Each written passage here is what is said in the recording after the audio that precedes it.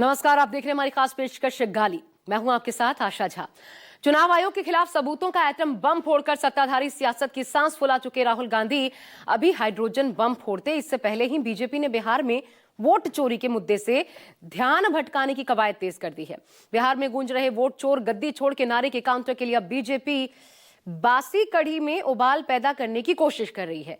4 दिन पहले किसी अनजान की जुबान से पीएम मोदी की मां के लिए निकले अपशब्द को बहाना बनाकर बीजेपी संविधान और वोट चोरी के नैरेटिव को काटने में जुट गई है। खास बात यह है कि खुद प्रधानमंत्री मोदी ने ही बीजेपी के इस अभियान को धार दी, लेकिन सवाल यही है कि क्या बिहार में बीजेपी की कवायद कामयाब हो पाएगी? बिहार की जनता वोट चोरी के गुनहगारों को क्या माफ कर देगी? देखिए।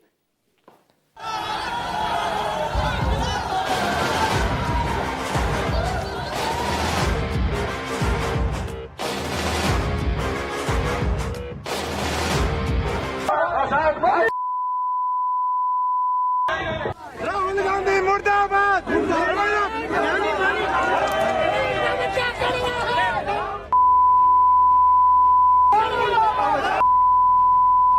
आज हमारे जिला ने ये एक कार्यक्रम, ये धरना प्रदर्शन रखा है, ये एक चेतावनी है उन सभी दुष्टों को।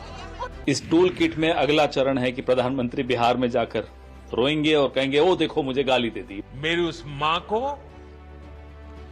आरजेडी कांग्रेस के मंच से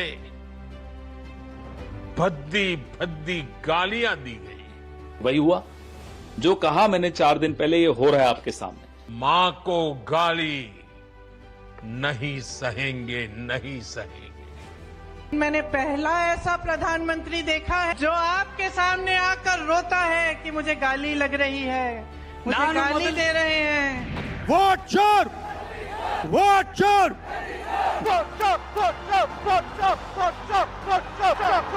ये नामदार लोग तो सोने चांदी का चम्मच लेकर पैदा हुए। वोट चोरी का मतलब अधिकार की चोरी, वोट चोरी का मतलब आरक्षण की चोरी। इनसे झूठा प्रधानमंत्री आज तक हमने कभी नहीं देखा। कोई पिछड़ा, अति पिछड़ा आगे बढ़ जाए, ये कांग्रेस को तो कभी बर्दाश्त नहीं हुआ है। दलितों का वोट कट रहा है, पिछड़ों का वोट कट रहा है, ईबीसी का वोट कट रहा है। मोदी हमेशा चोरी करने की आदत रखते हैं। वोट चोरी वो करते हैं, पैसा चोरी करते हैं। बीजेपी के लोगों तैयार हो जाओ, हाइड्रोजन बम आ रहा है। बिहार में जन सैलाब का उफान, वोट चोरी के खिलाफ राहुल का अभियान, वोट चोरी के खिलाफ तूफान, गवाह बना गांधी मैदान। चुनाव से पहले ही महागठबंधन ने जीत लिया नैरेटिव का मैदान। कहने को तो बीजेपी पहले दिन से राहुल और तेजस्वी की इस वोट अधिकार यात्रा को फ्लॉप शो बता रही थी। राहुल पर देश में अराजकता फैलाने का इल्जाम भी लगा रही थी, लेकिन यात्रा में उमड़ी भीड़ ने बीजेपी का सारा प्रोपेगेंडा फुस कर दिया। बिहार की जनता ने राहुल पर भरोसा किया, ऐसा जन समर्थन दिया कि राहुल गांधी भी बिहार के कायल हो गए। लेकिन बीजेपी को तो किसी न किसी तरह मुद्दे से ध्यान भटकाना था, वोट चोरी के नैरेटिव से बिहार को बाहर लाना था। लिहाजा जैसे ही वोटर अधिकार यात्रा का समापन हुआ, बीजेपी ने सियासी शतरंज के बिसात पर पासे फेंकने शुरू कर दिए। 4 दिन पहले दरभंगा में किसी ऐरे गहरे नत्थू खैरे की जुबान से निकले अपशब्द को फिर से हवा देने का प्लान बना और अपनी मां को गाली दिए जाने का मुद्दा लेकर पीएम मोदी खुद हाजिर हो गए और कांग्रेस प्रवक्ता पवन खेड़ा की भविष्यवाणी को सच साबित कर बैठे। मेरी उस मां को, जिसका राजनीति से कोई लेना देना नहीं, जिसका शरीर भी अब नहीं है, मेरी उस मां को आरजेडी कांग्रेस के मंच से भद्दी भद्दी गालियां दी गई। माताएं बहनें, मैं देख रहा हूं आपके चेहरे, आपको भी कितना दर्द हुआ होगा। भविष्यवाणी तो हमने पिछले हफ्ते ही कर दी थी कि अभी इसको मुद्दा बनाया है, उसके बाद प्रधानमंत्री प्रकट होंगे, बिहार की धरती पर प्रकट होंगे, फिर आंसू बहाएंगे और कहेंगे देखो मुझे गाली दी। ये टूल किट आज का नहीं है इनका, ये पिछले 10, 15, 20 साल जब से प्रधानमंत्री राजनीति, चुनावी राजनीति में कूदे हैं, ये तब का टूल किट है, हमेशा लेकर आते हैं। लेकिन अब ये काठ की हांडी फिर नहीं चढ़ेगी। जब प्रधानमंत्री भावुक हुए तो उन्हें सुन रही कई महिलाएं भी भावुक हुई। बिहार बीजेपी के अध्यक्ष दिलीप जायसवाल की आंखों से दर्द का दरिया निकला। कैमरे ने भी इस भाव विहल को करने वाले पल को पलक झपकते ही लपक लिया, मानो कैमरामैन को पहले से पता हो कि दिलीप जायसवाल की आंखें बहेंगी ही, अश्रुधार फूटेंगी। 20 लाख आज हमारी मां, बहनें, बेटी उनके संबोधन को सुन रही थी, 20 लाख। और उन्होंने बताया कि मां, बहन, बेटी का मनुष्य के जीवन में, और जो मां, बहन, बेटी मनुष्य के लिए कितना महत्वपूर्ण है। जिस तरह से इंडी गठबंधन, राजद, कांग्रेस के मंच से प्रधानमंत्री श्री नरेंद्र मोदी जी के 100 वर्ष के उम्र में स्वर्गवासी माताजी, उनको भद्दी भद्दी गंदी गाली राजद और कांग्रेस के मंच से बका गया, इससे बड़ा कोई पाप नहीं हो सकता है। बिहार के धरती को शर्मसार करने का काम राहुल गांधी और तेजस्वी यादव ने करवाया है। आज पूरा असह, इसीलिए मेरे आंख भी नम हो गए। कोई भी राजनीतिक दल का कोई कार्यकर्ता हो, किसी की मां का अपमान नहीं कर सकता। न वो बीजेपी का आदमी कर सकता है, न कांग्रेस का आदमी कर सकता है। सवाल है कि आखिर पवन खेड़ा को पहले ही ये कैसे पता था कि पीएम मोदी एक टुटपुंजिये की जुबान से निकली गाली को चुनावी मुद्दा बनाएंगे, बिहार चुनाव में मां के अपमान का मुद्दा आजमाएंगे, वोट चोरी के तूफान को रोकने के लिए कोई भी दाव लगाएंगे। जवाब है कर्नाटक से शुरू हुई वो क्रोनोलॉजी, जब पीएम मोदी ने साल 2023 में हुए विधानसभा चुनाव के दौरान खुद को गाली दिए जाने को मुद्दा बनाया था और अगले दिन ही प्रियंका गांधी ने उन्हें घेर लिया था। पीएम मोदी को दिया गया ये जवाब सोशल मीडिया पर वायरल हो गया था। अब जब पीएम मोदी ने एक बार फिर गाली को मुद्दा बनाया, 2 साल पुराना ये वीडियो फिर से सुर्खियों में आ गया। गालियों की लिस्ट बनाई है और वो गालियों की लिस्ट मुझे दी है। अब तक मुझे ये कांग्रेस के लोगों ने 91 टाइम अलग अलग गालियां दी है। मैंने पहला ऐसा प्रधानमंत्री देखा है बहनों और भाइयों, पहला देखा है जो आपके सामने आकर रोता है कि मुझे गाली लग रही है, मुझे गाली दे रहे हैं। आपके दुख सुनने के बजाय अपना दुखड़ा आपको सुनाते हैं और किसी ने उनके ऑफिस में बैठकर एक लिस्ट बनाई है।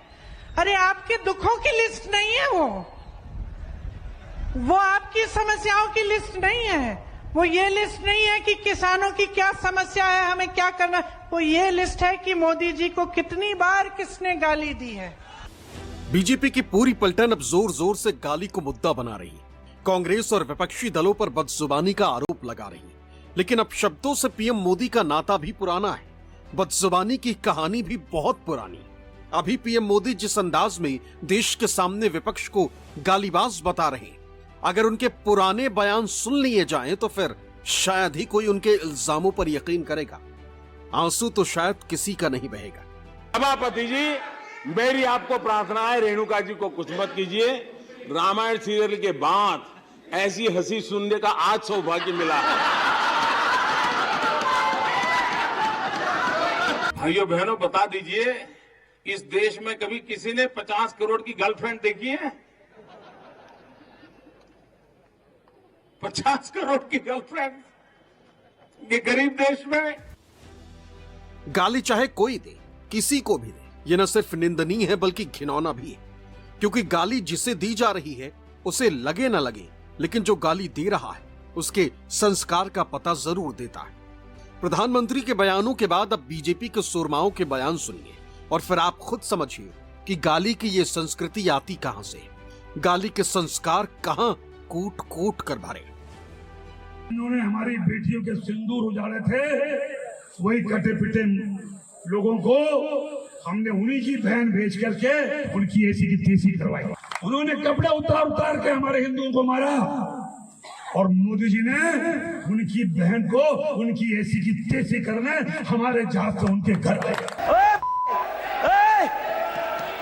उग्रवादी सिरे ले रहे हैं। उग्रवादी बोलने नहीं दूंगा कभी खड़ा होगा, ये बता रहा हूँ। उग्रवादी सर, ये जो श्रेय अगर जाता है तो देश के प्रधानमंत्री को जाता है। जी प्लीज ये आतंकवादी है, उग्रवादी है, आतंकवादी है। के ऊपर से नरेंद्र मोदी जी को चोर बोल रहे हैं, चौकीदार चोर है। भैया तेरी माँ की जमानत हुई है, तेरी अपनी जमानत हुई है, तेरे जीजे की जमानत हुई है, पूरे टब्बर ही जमानती है। नरेंद्र मोदी की ना जमानत हुई, ना केस बनाना किसी ने सजा दी। तू कौन होता है जज की तरह चोर बोलने वाला? इस देश का चौकीदार चोर है। अगर तू बोलता तो अब संस्कारी बयानों के इतने सारे सबूत के बाद भला बीजेपी गाली को मुद्दा कैसे बनाए? किसी और पार्टी के नेताओं पर गालीबाज होने की तोहमत कैसे लगाए? लेकिन कई बार विवेक छिन जाता है। बौखलाहट में जब कुछ समझ नहीं आता तो गलत फैसले भी लिए जाते हैं। लेकिन इस बौखलाहट की वजह क्या है? जवाब है पटना में वोट अधिकार यात्रा के समापन मंच से राहुल की ये यलकार। बीजेपी के लोगों तैयार हो जाओ, हाइड्रोजन बम आ रहा है, हाइड्रोजन बम आ रहा है, तैयार हो जाइए। आपकी जो सच्चाई है, वोट चोरी की सच्चाई है, वो पूरे देश को पता लगने जा रही है। सबूतों के एटम बम के बाद हाइड्रोजन बम फोड़ने की चेतावनी। राहुल के इस मुनादी ने सत्ताधारी बीजेपी की पूरी पलटन को बौखला दिया। पार्टी के आला नेता राहुल गांधी को गरिमा का पाठ पढ़ाने लगे। लेकिन कांग्रेस ने दो टूक कहा कि जो जिस भाषा में समझते हैं उन्हें उसी भाषा में समझाया जाएगा। गोडसेवादियों को गांधीवाद कहां से समझ आएगा? राहुल गांधी जी, क्या हो गया है? इतना अपने को आप हल्का क्यों बना रहे हैं? Why you are demeaning yourself as the leader of opposition? आप विपक्ष के नेता पद पर बैठे हैं। लोकसभा गरिमामय पद होता है। वहां आप अपनी प्रतिभा और क्षमता से आए हैं कि परिवार के कारण आए हैं, देश जानता है। इन्हीं की भाषा में इनसे बात कर रहे हैं राहुल गांधी। यही भाषा इन्हें समझ में आती है, इसीलिए भाषा का इस्तेमाल हो रहा है, क्योंकि इनको और कोई भाषा नहीं समझ में आती। आप राहुल के हाइड्रोजन बम की आहट से ही बीजेपी किस कदर परेशान हुई, इसकी बानगी पार्टी नेताओं के बयानों में साफ देखी जा सकती है। हालांकि शब्दों से वो यही कह रहे हैं कि ऐसा कुछ नहीं होने वाला, लेकिन चेहरे पर हवाइयां उड़ रही हैं। राहुल गांधी बुतर खिलौर कर रहे हैं। ये आज तक सूत्री बम भी नहीं बनाए हैं। ये पटाखा फोड़ करके तमाशा करना चाहते हैं। अरे जो लोकतंत्र के डाकू रहा है, जो भ्रष्टाचार के जन्नी के गोद में पला है, जो आतंकवाद, उग्रवाद, अपराध और भ्रष्टाचार को पोषित किया है, वो एक देशभक्त 140 करोड़ जनता को जो परिवार मान के सेवा कर रहा है, उसके बारे में कुछ भी बोलेगा जनता विश्वास नहीं करेगा। काठ की हांडी बार बार नहीं चढ़ती है। संविधान खतरे में कह के जो नौटंकी किया, अब वो नौटंकी नहीं चलेगा। ये खुद लालू यादव के पुत्र और सोनिया गांधी के पुत्र, ये दोनों अप्पू और पप्पू पूरी तरह से नौटंकीबाजी में लग गया है। अपने पद की गरिमा को गिरा रहे हैं। संवैधानिक पद पर बैठा व्यक्ति को अपमान कर रहे हैं। बोलने का एक तरीका है, एक मुहावरा के रूप में है कि भाई अभी आइटम बम आया, हाइड्रोजन बम आएगा, फिर परमाणु बम भी आएगा। तो इससे ये बोला जाता है। और राहुल गांधी जी के पास जिस ढंग से दस्तावेज आ रहे हैं, जिस ढंग से सबूत इकट्ठे किए जा रहे हैं, कांग्रेसी लगे हैं, आरजेडी के लगे हैं, बाकी अन्य राज्यों के नेता लगे हैं, तो बहुत सारा खुलासा तो राहुल गांधी जी कर ही रहे हैं, हम लोग भी कर रहे हैं। आइटम बम फोड़ के क्या किए? तो चिट्ठी भी नहीं मरी।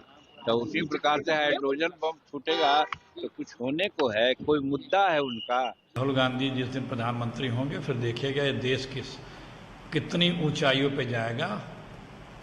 दुनिया की सारी ताकतें राहुल गांधी के नेतृत्व में भारत का नेतृत्व स्वीकार करेंगी। कांग्रेस को जो कांग्रेस का ढरकता हुआ ढांचा है उसको मजबूत करने के बजाय राहुल गांधी व्यर्थ में अपनी शक्ति गंवा रहे हैं। उनकी फ्लॉप यात्रा रही बिहार की और अभी उन्हें नामालूम कौन से सपने में वो जी रहे हैं। वो कुछ भी कहते रहे, सत्य क्या है ये जनता को पता है। राहुल जी को जो मैंने भांपा है कि वो अगर सार्वजनिक तौर पे कोई इस प्रकार की बात कहते हैं, नीतिगत कोई बात कहते हैं, तो ठोस जानकारी के अभाव में वो कभी नहीं कहते हैं। उनके पास जानकारी होगी तब वो कह रहे हैं।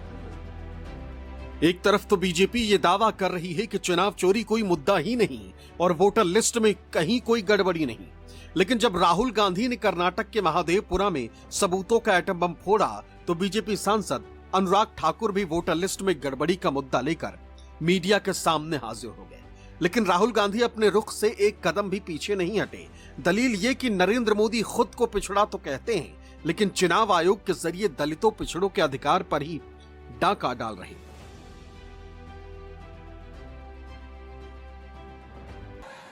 दलितों का वोट कट रहा है, पिछड़ों का वोट कट रहा है, ईबीसी का वोट कट रहा है, अल्पसंख्यकों का वोट कट रहा है। अब जब राहुल गांधी ने बिहार में वोट चोरी का तूफान खड़ा किया तो बीजेपी आईटी सेल के प्रमुख अमित मालवीय ने कांग्रेस प्रवक्ता पवन खेड़ा के 2 जगह से वोटर लिस्ट में शामिल हैं। अमित मालवीय के इस कथित खुलासे के बाद बीजेपी के पलटन भी मीडिया में हाजिर हुई, लेकिन पवन खेड़ा ने पूछा कि ये गलती किसकी है, चुनाव आयोग की या फिर वोटर की।